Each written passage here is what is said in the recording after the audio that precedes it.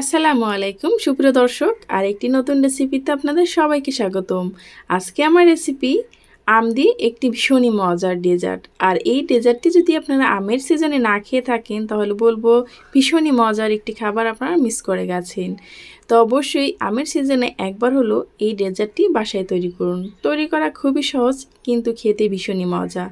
আর গরমে এরকম একটা ঠান্ডা ঠান্ডা বাসা যদি সবাই পায় তাহলে কিন্তু মন কলিজা সবই কিন্তু ঠান্ডা হয়ে যাবে এবং আপনার প্রশংসা করতেই থাকবে। তো চলুন এটা আমি কীভাবে তৈরি করেছি সেটা আপনাদের মাঝে শেয়ার করি। আর এই ডেজার্টটি তৈরি করতে প্রথমে লাগবে কিন্তু ফ্রেশ আম। অবশ্যই ফ্রেশ আমটা নেওয়ার চেষ্টা করবেন। আমি এখানে আমগুলোকে ভালোভাবে ধুয়ে পরিষ্কার করে নিয়েছি। এখানে আমি 3টা আম ভালোভাবে ছিলে আলাদাভাবে রেখেছি, আর একটি আম আমি ছোট ছোট টুকরো টুকরো করে কেটে নিয়েছি। এখন আমি এই যে 3টা আম, আমি এটাকে ভালোভাবে একটু হাতের সাহায্যে এটা আটিটাকে ছাড়িয়ে নেব। তারপর একটু ব্লেন্ডার জারে ব্লেন্ড করে নেব। এই পর্যায়ে এসে এখনও যারা লাইক দেননি প্লিজ একটি লাইক দিয়ে ভিডিওটি কন্টিনিউ করবেন। আর ভিডিওটি ভালো লাগলে আমার চ্যানেলটি সাবস্ক্রাইব করে আমার পাশেই থাকতে পারেন।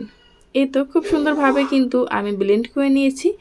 এখন আপনাদের আমে যদি আঁশ থাকে তাহলে এভাবে ছেঁকে নেবেন, আর যদি আঁশ না থাকে তাহলে ছেঁকার কোনো প্রয়োজন নেই। এভাবে করে খুব সুন্দরভাবে আমি আমের পিউরিটা কিন্তু একদম নিয়ে নিলাম, দেখতে পাচ্ছেন। এখন খুব সুন্দর একটা স্মুথ পিউরি কিন্তু বের হয়ে গেছে। এখন আমি এটাকে নরমাল ফ্রিজে রেখে দেব, সাথে কিন্তু আমের কুচিটাও রেখে দেব ঠান্ডা হওয়ার জন্য। এখন আমি চুলায় একটি ফ্রাই প্যান বসিয়ে দিলাম, আর ফ্রাই প্যানে দিয়ে দিলাম আমি এখানে 1 কেজি দুধ আগে থেকেই জাল করে রেখেছিলাম। তার সাথে দিয়ে দিচ্ছি আমি হাফ কাপ গুঁড়া দুধ এবং হাফ কাপ চিনি। আপনারা যদি চিনির পরিমাণটা বেশি খেতে পছন্দ করেন তাহলে কিন্তু চিনির পরিমাণটা বাড়িয়ে দিতে পারেন, কিন্তু এই 1 কেজি দুধের জন্য হাফ কাপ চিনি এবং হাফ কাপ গুঁড়া দুধ খুব পারফেক্ট হয়ে যাবে। সাথে কিন্তু আমের একটু মিষ্টি আছে। এখন আমি এটাকে জাল করে নেব 5 থেকে 7 মিনিট খুব সুন্দরভাবে।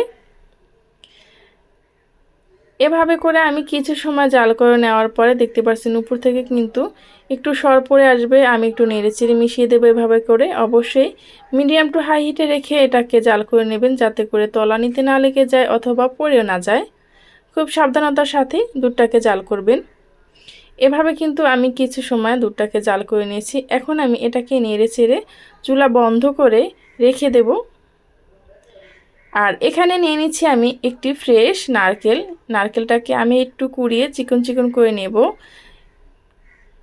এভাবে করে আমি নারকেলটাকে খুব ভালোভাবে দেখতে পাচ্ছেন কুড়িয়ে নিয়েছি।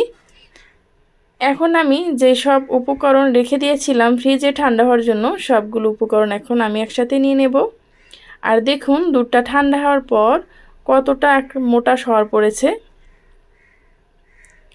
এখন আমি যেই আমের পিউরি এবং এই যে লিকুইড দুধ, এটা একসাথে করে আমি একটু ব্লেন্ড করে নেব। এ তো সবগুলো উপকরণ আমি ফ্রিজ থেকে নামিয়ে নিলাম।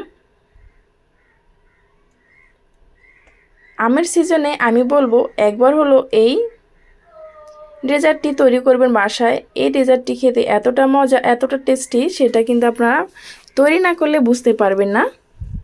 এখন আমি ঢেলে দিচ্ছি আমের পিউরিটা সাথে লিকুইড দুধ। আর এভাবে জাল করে নিলে আমের পিউরির সাথে একটা খুব সুন্দর একটা ক্রিমি ক্রিমি ভাব হবে, খেতে কিন্তু ভীষণই ভালো লাগবে।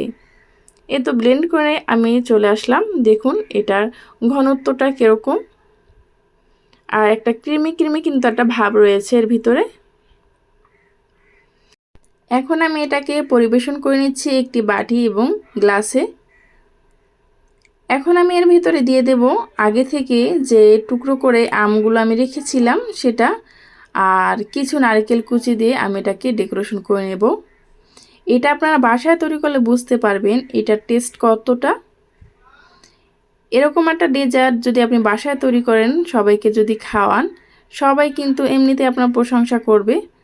সামনে কিন্তু ঈদ কিংবা ঈদের পরে কিংবা এই গরমে এটা যদি আপনি বাসায় তৈরি করেন তাহলে আশা করি আপনার কাছে অনেক অনেক বেশি ভালো লাগবে। আর এটার কতটা মজা হয়েছে সেটা আসলে বলে বোঝানো সম্ভব না, আপনারা বাসায় তৈরি করলেই বুঝতে পারবেন এটার ঘনত্বটা কীরকম হয়েছে। আমার এই রেসিপিটা যদি আপনাদের কাছে ভালো লেগে থাকে তাহলে প্লিজ চ্যানেলটি সাবস্ক্রাইব করে পাশে থাকা বেল আইকনটা ক্লিক করে রাখবেন, যাতে করে এরকম সহজ এবং নতুন রেসিপি আপলোড করা মাত্রই আপনার কাছে নোটিফিকেশন পৌঁছে যায়। পরবর্তী ভিডিও পর্যন্ত ভালো থাকবেন। আল্লাহ হাফেজ।